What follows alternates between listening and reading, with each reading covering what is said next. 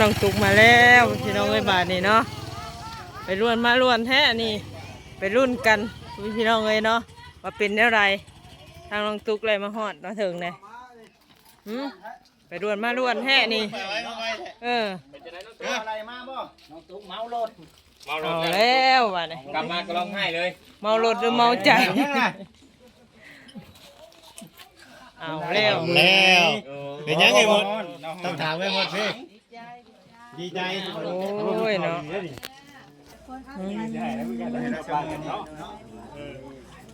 คือมาไว้แค่ในมุดป่ายังเมื่อถามเบิ่งเพิ่นน่ะเพิ่นก็ว่าให้เมื่อบ่โอ้ก็บ่ได้เครียดให้กันเนาะบ่ได้คือเครียดหยังว่ามาเอาลูกรักเมื่อโอ้เมื่อฮอดก็ถามคุยกันเข้าใจแล้วก็กลับมาเอาร้านบัดบ่ให้บ่เครียดหยังว่าให้ลูกกลับมาอยู่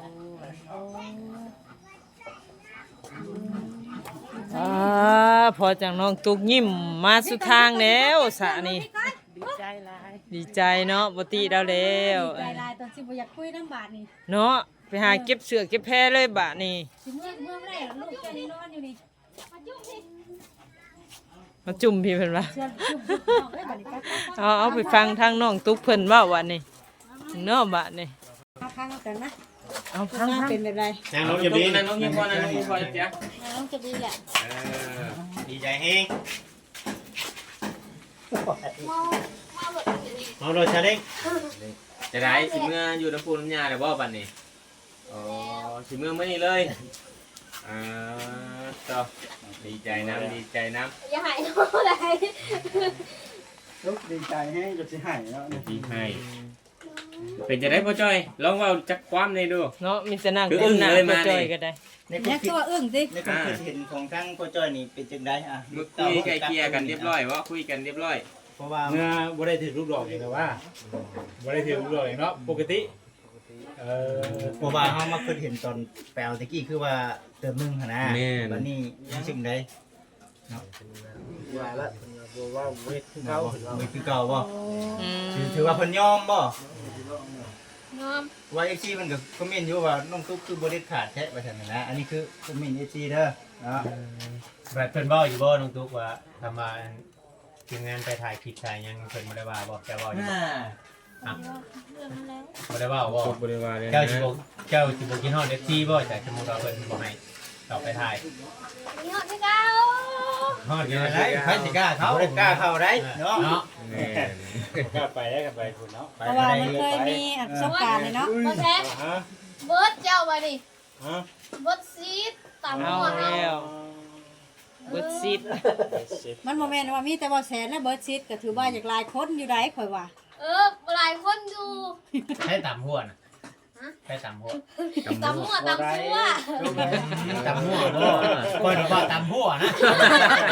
ที่ว่าแซนขับรถตามหัวนะเนาะฟังใจบ่ติ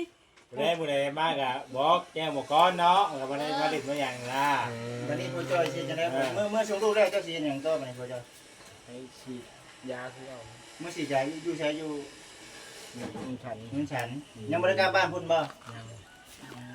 บ่เมื่อคุยกันนะเว้ากันแบบได้น้องตุ๊กคือว่าให้เมื่อง่ายเมื่อหลายถ้าคุยกันไม่ได้ดอกเว้าให้ฟังเล่าเหตุการณ์ให้ฟังนี่ก็อยากจักเด้ต่อไปจะมีเพิ่นว่าได้พี่ให้พ่อจ้อยแม่ให้พ่อจ้อยนะให้พ่อจ้อยเว้าก่อนจะกลับพ่อจ้อยน้องตุ๊กบอกว่าให้ว่าทีละคน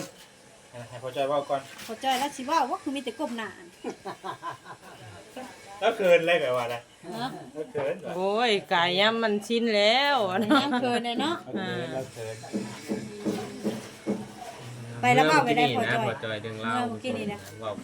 ก่อนที่ให้ทั้งลูกไผ่กับหลานสาวเมื่อหานี่แล้วว่าได้ทางในน้องจ้ะ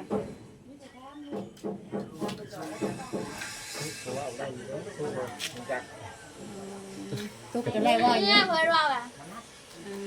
คือว่าเราไม่ได้คุยนี่เราปล่อยให้น้องตุ๊กคุยแม่นบ่อันนี้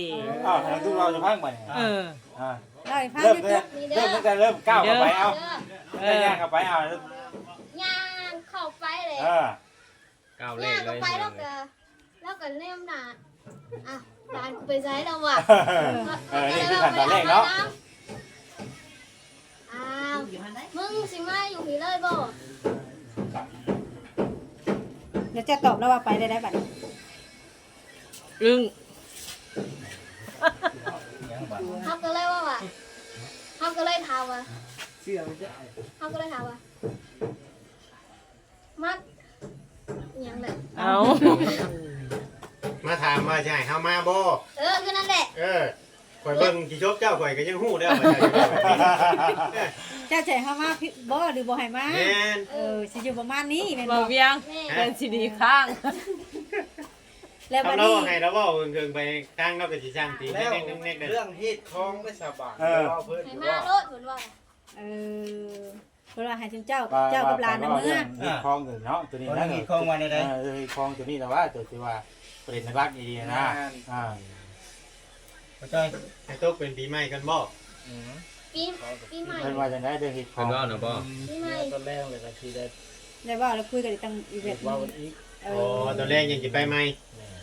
แต่ว่าตอนนี้จะเอาน้องตุ๊กกับหลาน ให้น้องตุ๊กไปก่อนให้น้องตุ๊กไปก่อนน่ะเพิ่นจะสิว่าเรื่องที่ตื้นคอ ตามเขาก็บ่อยู่ด้วยกันเว้น หลานก็อยู่ทางนั้น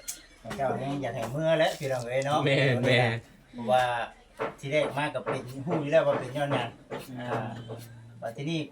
เจ้าสิกล้ามาอีกวันนี้ยากแล้วบัดนี้คิดเอาคักแล้วแม่นติเพราะว่าตอนเอามาคือว่ายากเติมนึงเนาะตอน กลับมานี่ก็ได้อยู่แต่ว่าเรื่องฮีดคล้องแหละบัดอย่างยากตัวนี้ ยากบัดเพราะว่าเฮาได้มานั่นเลยเนาะ เดี๋ยวนี้นะ พอมาแล้วเฮากลับมาอีกนี่ตรงไม้เอามือหาภายซ้ายนะมันก็สิเปรียบตัวนี้หน่อยนึง สองสุดก็ได้ว่าจุ่ม มันจะสิยากเนาะทางที่แบบว่าเฮามาแต่ หันหลายเราสิได้เมื่อน้ำหัวก็ได้ โอ้ยแซ่บ อย่างนี้คลองบ้านเพิ่นมันก็สิบ่คือปานใดเด้บ่คือทางนี้ปานใดก็สิยากนะ เพราะว่าภายซ้ายก็บ่ได้มาตามหาว่า ใช่ก็บ่ได้ แล้ มาว ก็จะให้น้องมาตามเนาะ นี่ให้พายิงไปตามง้อเนาะ บ่เลยเด้อ พ่อบ่ได้ว่าไหนแต่ว่าลูกเมื่อกะเมื่อบ่ได้ว่าไหนบ่ได้ห้ามแต่ว่า แต่ดองแก้ว2 ว่า ใบ ว่าถ้าว่าถือแต่ว่าเพิ่นว่าคุยกันถือกันแล้วก็เฮาก็จังค่อยคุยกันหลังก็ได้นั่นน่ะนี่คุยกันประเด็นคุณเนี่ยเราจะไปคุยเอาพวกหลานพวกยังไปคุยแต่ว่าตอนนี้เราเก็บมาถามเบิ่งซื่อเขาเมื่อแล้วก็มีแต่ว่าให้เขาอยู่กันแต่ผู้ใหญ่คุยกันเองบัดเด็กน้อยเนี่ยได้เขาก็ได้อยู่นํกันแล้วมีลูกมีเต้าแล้วแบบมีน้าเนาะพ่อจ้อย ไม่อยากให้พากันได้เนาะน้องตุ๊ก สิพากันย้อนเงิน4ล้านเนาะ ได้เด้อใจเดี๋ยวนี้รู้สึกได้ตอนนี้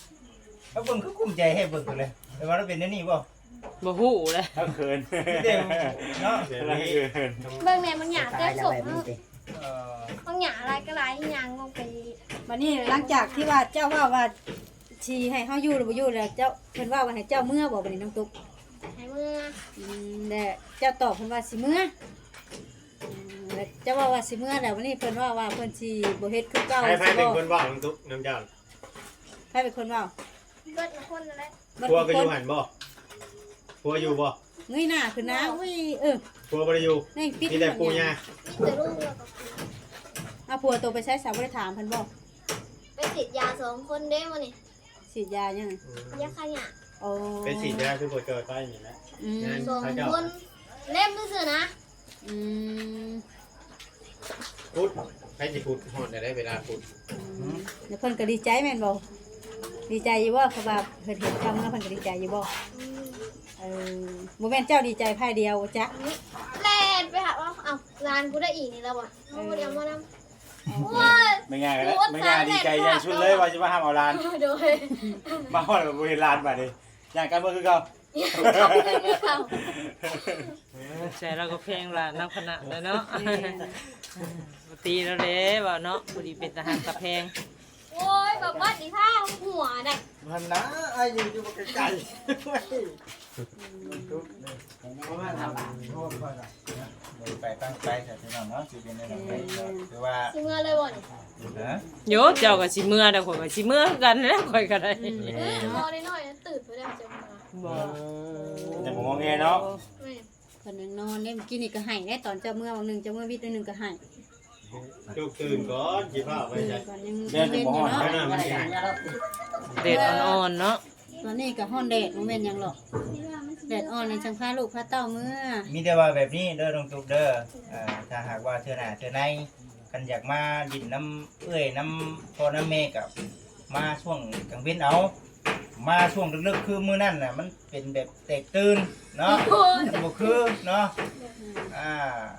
กันว่ามาดินที่ชื่อหั่นน่ะ มากลางคืนมันก็หลายคนมองมันก็เรื่องดีเลยเนาะ กันไปบอกผัวมาส่งก็ได้สิให้พ่อให้แม่ทั้งนี้มาเอาแหละเพิ่นก็เฮ็ดเวียกเมื่อยบ่แฮงแล้ว บอกบัวดีเนาะ แม่นบ่มีเงินมีค่ำก็เห็นบ่บักไก่ก็ยังได้มา คำจากมาหับเอาคอยได้เท้า บ้าบอกกันจะดีเลย คั เนาะ น เอิ้นเถาแล้วบ่ได้ ผัวกับเมีย เออ เบิ่งไว้ที่บ่กินเอิ้นเมียเราน่ะแก้มพร้อมลงเพลง เอา โน่ใส่ คือแบบนี้เด้อ ผัวก็เมียเจ้าห้องไม่ได้เจ้าห้องฮะเจ้าห้องผัวเจ้าห้องไม่ได้ใส่ไปในห้องอยู่นี่บ่ มีแต่เอิ้นอ้ายได้แล้วใหญ่กว่าเฮาเลย เอิ้นอ้าย เอิ้นอ้ายกันได้ เมื่อ เนาะ กี้แต่ท่านจะเป็นผัวเป็นเมียกันก็ต้องทุกข์แล้วเอิ้นอ้ายแต่ได้มาเลยนะ อ๋อ ตัวเขาอยู่หันเลยจ้ะ ก็เลยนึงเนาะ อยู่อ้ายนะ ก็เลยอ้ายเลย คือแบบนี้น้องตุ๊กคันว่าต่อไปเนาะคันว่าต่อไปก็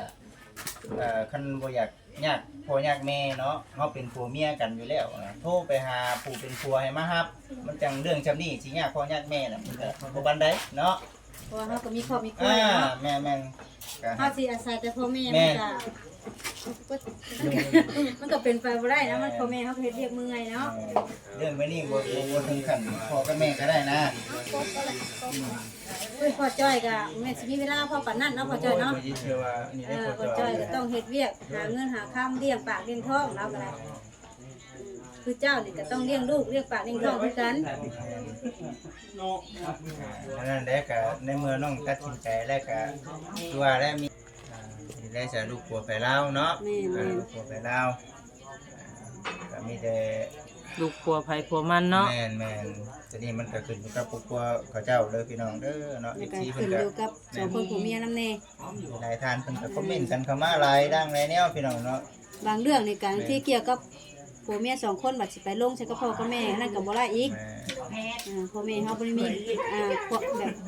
เรื่องฮู้หยังว่าเฮาผิดอีบ่หรือบ่ผิดเฮาก็บ่ฮู้อีกเนาะ กันบ่อีดีดอกบ่ต้องสอนชูพ่อกับแม่พังก็ได้ผัวเมียทุกคนมันผิดกันอยู่แล้วแต่ว่าก็